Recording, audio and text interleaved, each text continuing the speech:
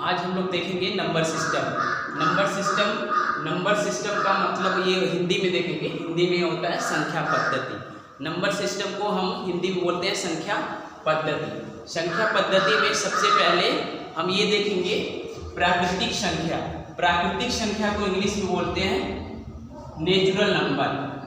Natural number जो संख्या हम 1 से स्टार्ट करते हैं, 1 2 3 4 5 6 डॉट डॉट डॉट इनफाइनाइट यानी कि अनंत तक।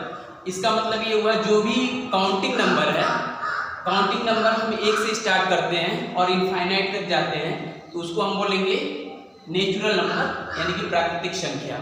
अब दूसरा आता है हमारा पूर्ण संख्या। पूर्ण संख्या को हम इंग्लिश में बोलते हैं होल नंबर। होल नंबर को हम W से प्रदर्शित करते हैं और इसको हम 0 से स्टार्ट करते हैं, 0 1 2 3 4 5 6 डॉट डॉट इनफाइनाइट अनंत तक। यानी कि अगर हम प्राकृतिक संख्या में 0 ऐड करते हैं, मतलब जोड़ दें, 0 पहले लगा दें। जैसे प्राकृतिक संख्या हम 1 से काउंट कर रहे थे, प्राकृतिक संख्या 1 से काउंट कर रहे थे, अगर हम उसमें 0 भी शामिल कर दें तो वो बन जाता है पूर्ण संख्या। पूर्ण संख्या बन जाता है। क्वेश्चन कभी कभी ये पूछ देता है कि क्या पूर्ण संख्या को हम प्राकृतिक संख्या बोल सकते हैं? हाँ, पूर्ण संख्या को हम प्राकृतिक संख्या बोल सकते हैं, क्योंकि पूर्ण संख्या में देखेंगे 0 से स्टार्ट हो रहा है पूर्ण संख्या और हमारा प्राकृतिक संख्या 1 से स्टार्ट होता है।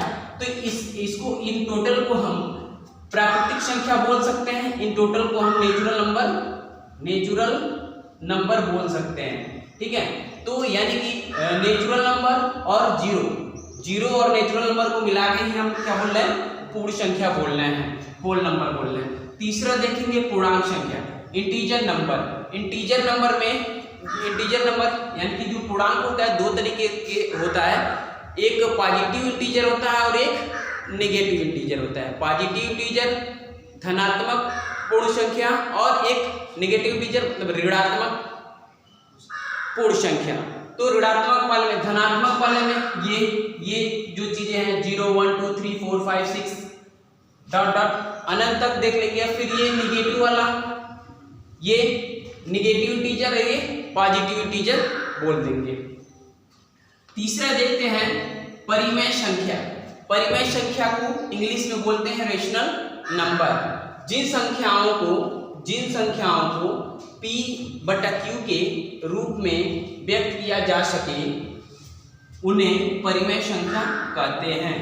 लेकिन ये ध्यान में रखना है, P/Q के तो फॉर्मेट में हमने बोल दिया कि जो P/Q के फॉर्मेट में हम लिखते हैं उनको हम परिमेय संख्या बोलते हैं, रेशनल नंबर बोलते हैं। लेकिन ये ध्यान देना जरूरी है, जो Q की वैल्यू है वो 0 के बराबर नहीं होनी चाहिए। जो Q की वैल्यू है 0 के बराबर नहीं होनी चाहिए। और P और Q पूर्णांक होना चाहिए। पूर्णांक मतलब इंटीजर वैल्यू होना चाहिए। इंटीजर वैल्यू है, इंटीजर वैल्यू में मतलब ये बोल देंगे इंटीजर वैल्यू में, यानी कि अगर हम किसी नंबर को -1/2 भी लिख रहे हैं, -1/2 अगर लिख रहे हैं तो इसको भी बोलेंगे ये प्राकृतिक संख्या करेंगे, रेशनल नंबर परिमेय संख्या है, परिमेय संख्या इसको बोल सकते हैं। शर्त ये है केवल Q का मान जो होना चाहिए 0 के बराबर नहीं होना चाहिए। 0 के बराबर अगर होगा तो हम नहीं लेंगे। हाँ, ये भी सवाल उठता है, क्या 0 एक परिमेय संख्या है? हाँ, 0 एक परिमेय संख्या है। 0 एक परिमेय संख्या है क्योंकि 0 को हम 0/1 लिख सकते हैं, 0/1 लिख सकते हैं, 0/1 यानी कि 0/1 को हम 0 को बोल देंगे P और इसको बोल देंगे Q। हमें केवल शर्त में ये दिया है ना, Q बराबर नहीं होना चाहिए 0 के, तो ये शर्त इसमें आ जा रहा है, लग जा रहा है, तो क्लियर है। यानी कि 0 एक परिमेय संख्या है, 2 भी एक परिमेय संख्या है, एक भी एक परिमेय संख्या है, 2 भी एक परिमेय संख्या है, 3 यानी कि सबके नीचे हम 1 लगा सकते हैं, इसके हर को हम 1 लिख सकते हैं। ठीक है, तो हम ये बोल देंगे कि जो प्राकृतिक नंबर भी है वो भी एक पूर्ण संख्या है और परिमेय संख्या है, और जो पूर्ण संख्या है वो भी एक परिमेय संख्या है। ठीक है, और जो पूर्णांक है उसको भी बोल देंगे एक परिमेय संख्या है, ठीक है। यानी कि हम इनको इनका हर अगर 1 कर देंगे, हर तो 1 लिख सकते हैं, तो इन सबको भी हम परिमेय संख्या बोल सकते हैं। केवल हमारा जो हर है यानी कि इसको अंश बोलेंगे और इसको हर बोलेंगे। ये ऊपर वाले को अंश बोलते हैं, नीचे वाले को हर बोलते हैं। तो न्यूमरेटर बोलते हैं इंग्लिश में, और इंग्लिश में इसको डिनोमिनेटर बोलते हैं। तो अगर डिनोमिनेटर 0 हो जाता है तो हम उसको परिमेय संख्या नहीं बोल सकते हैं, रेशनल नंबर नहीं बोल सकते हैं। अब आते हैं अपरिमेय संख्या। अपरिमेय संख्या यानी कि जो अंडर रूट में, ये कहेंगे जो अंडर रूट में जो वैल्यू लिखते हैं, हम जो अंडर रूट में वैल्यू लिखते हैं उसको हम बोलेंगे कि वो अपरिमेय संख्या है। तो क्या, लेकिन अंडर रूट में जो वैल्यू लिखा जा रहा है, जो अंडर रूट में जो वैल्यू लिखा जा रहा है वो एक प्राइम नंबर होना चाहिए। प्राइम नंबर यानी कि अभाज्य संख्या होना चाहिए। तो सबसे पहले हम अभाज्य संख्या समझ लेते हैं, फिर हम इसको अपरिमेय संख्या को विस्तृत से समझेंगे। तो हम अभाज्य संख्या को समझते हैं। अभाज्य संख्या को इंग्लिश में कहते हैं प्राइम नंबर। प्राइम नंबर को 2, 3, 5, 7, 11, 13 डॉट डॉट इनफाइनाइट तक, ऐसे संख्या को हम क्या बोलेंगे? अभाज्य संख्या। प्राइम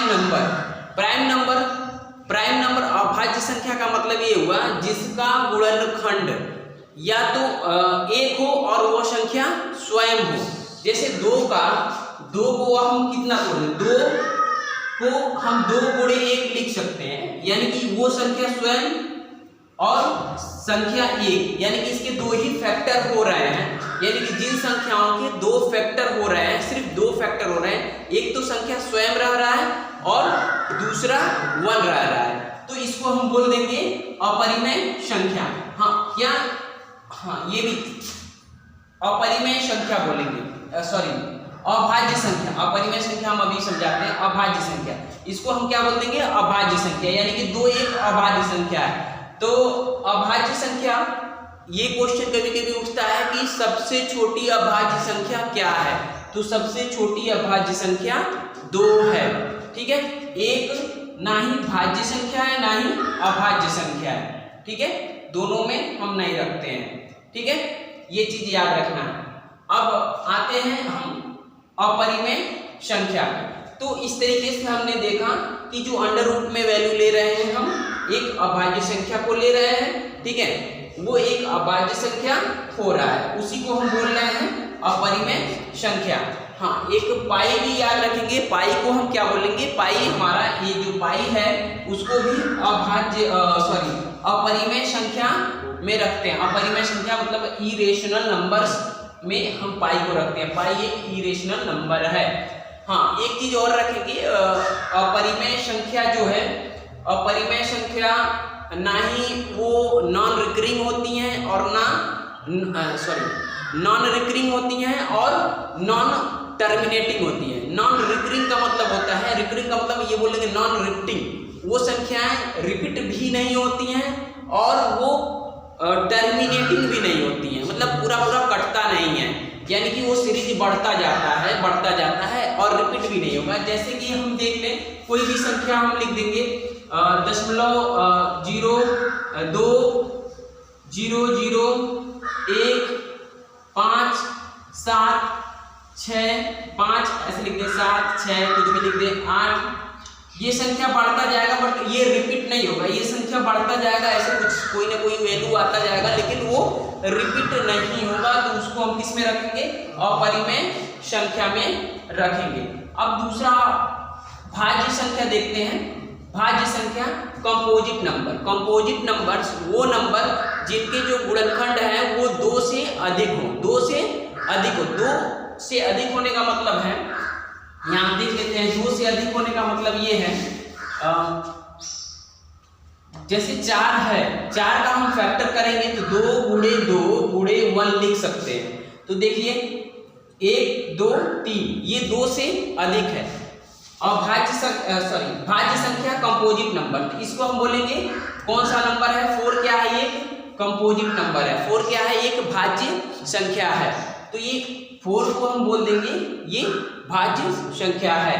भाज्य संख्या और तरीके से समझेंगे, जैसे हमने कहा कि 2 अगर हाँ 2 कौन सी संख्या है, तो ये अभाज्य संख्या है, क्योंकि 2 का मैंने बताया अभाज्य संख्या के लिए सिर्फ 2 फैक्टर होते हैं अभाज्य संख्या में, 3 नहीं हो सकते हैं। तो देखिए 2 को हम 2 मल्टीप्लाई 1 यानी 2 ही फैक्टर हो सकते हैं, यानी कि 2 भाग, एक तो संख्या स्वयं हो रहा है और उसका फैक्टर दूसरा 1 हो रहा है, ये 1 हो जा रहा है, तो ये चीजें हमारा हो जाएगा।